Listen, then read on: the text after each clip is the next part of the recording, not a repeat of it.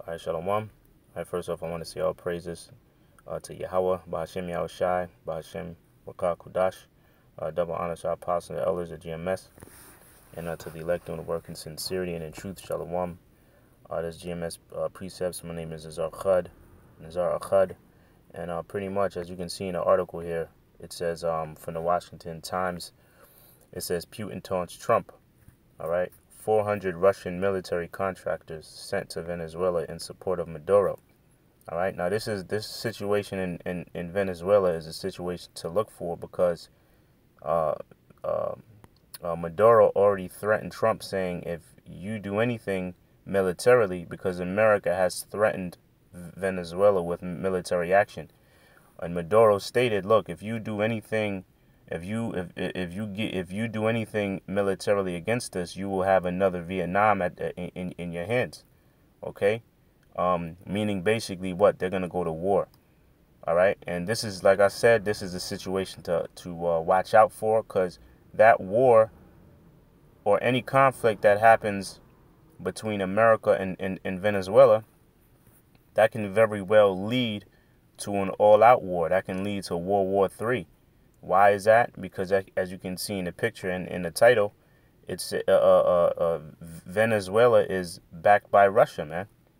Okay, and also you have the other nations. It was about 13. Matter of fact, the article goes into it.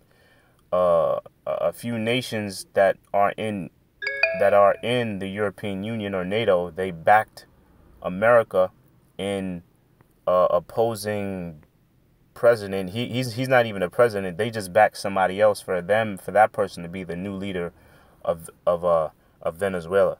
All right, but you have Russia and certain other countries that are backing Maduro because they see the bullshit that America is trying to do. They're trying to implement or put in their own leader or their own puppet.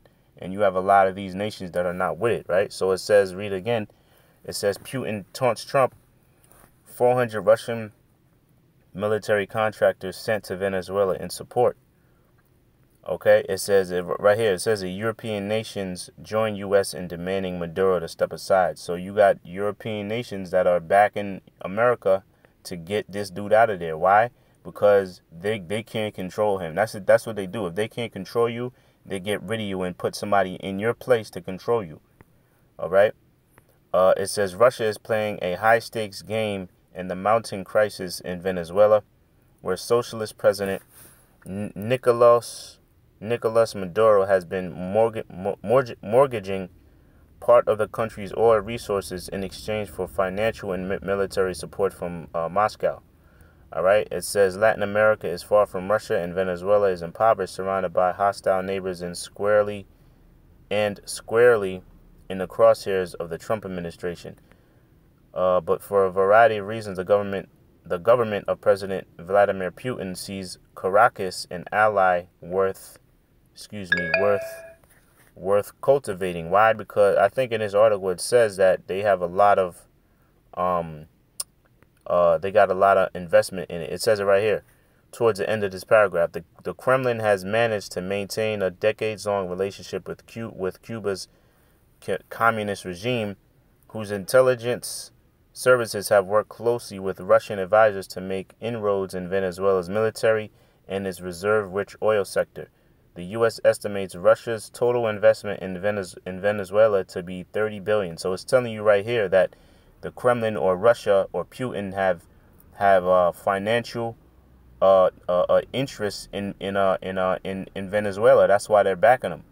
So obviously, if anybody threatens Venezuela, that's threatening Russia's money.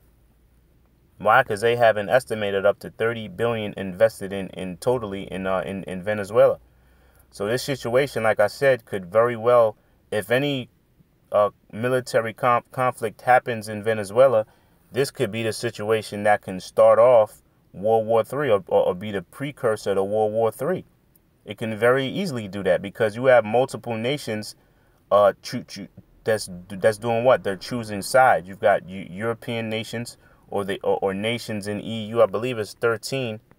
I don't know if it's this article I read or another one. Matter of fact, it's right here. The pressure grew Monday as France Germany, Britain, and 13 other European countries announced that they were withdrawing their recognition of Mr. Maduro and called for new national elections as soon as possible. You see what Esau does, man? Rubbing their noses in other people's business, man. Okay? Meanwhile, your ass already got enough problems in Europe, man. You know, with the Brexit and financial hardships going on in your goddamn country as well as America. But you always want to stick your noses in situations that don't belong to you, man. All right? They should have a new Democrat. See, that's that democracy. Let me get that I believe it's in Jeremiah, man. That's why these other nations are sick of you. That's why these other nations are sick of America. Jeremiah 51. Yeah, here it is. This is Jeremiah 51:7. Babylon hath been a golden cup in the Lord's hands that made all the earth drunken. Okay? It was a most high, which Babylon is America, right? Babylon hath been a golden cup in the Lord's hand that made all the earth drunken. How's Babylon been the golden cup of the Lord's hand? Babylon has reached, or aka America has reached its heights, all right? Has been that top nation because the Most High wanted it to, man. The Most High gave America its power that it has today, just like the Most High has done with all kingdoms, okay? And it says that made all the earth drunken. How's America been made all the earth drunken? America is heavily influential throughout the whole planet Earth, man. All right? You've got other nations that try to follow America in their so-called democracy. But guess what? These other nations are getting sick and tired of America, man. They're getting sick and tired of America. That's why it says, and hath made all the earth drunken with its philosophy. But guess what? These nations are getting upset with you, man. They're getting upset with America. It says the nations have drunken of her wine. Therefore, the nations are what? The nations are mad. All right. That's why America. That's why these other nations are sick and tired of America putting stuff in their nose in other nations' business or other nations' matters when it has nothing to do with y'all, man. Meanwhile, it's all chaos happening in their own goddamn country. Okay. All right. Let me get one more scripture because this ain't gonna be something. Let me get Ecclesiastes 3. All right. Because the time that we're in, you can see through these prophecies in the news that the time that we're in is not a time it is a time of war. Let me just read this and I'll jump down to the point. This is Ecclesiastes 3, verse 1. It says, "To everything there is a season and a time to every purpose under the heaven." Right. Okay. The time that we're in right now is a time of war. Let me just go to the point. The time that we're in, I'm going to show you what time that we're in right now. What verse is it? It is verse 8 right here. It says, this is Ecclesiastes 3, and I'm going to just jump down to the point. It says, a time to love and a time to hate. Okay, so right now we're in a time of hate. That's why you see those racial tensions that are building up here in America. All right, you see that a lot. It says a time of love and a time for hate, a time of war and a time for peace. Right now is not a time for peace. The time of peace is going to come after World War III, after the Most High puts his nation, his people on top. Once Israel, okay, once you so-called Negroes, Latinos, and Native Americans, is that top mountain that's spoken about, okay? Once the Lord is down here reigning, okay, the King of Kings, Lord of Lords, once he's down here, that's when it's going to be the time of peace. It tells you that in Isaiah, the 2nd chapter. All right, but right now we're in a time of war. That's why you got these nations beefing with each other, man. That's why you have these nations beefing with each other.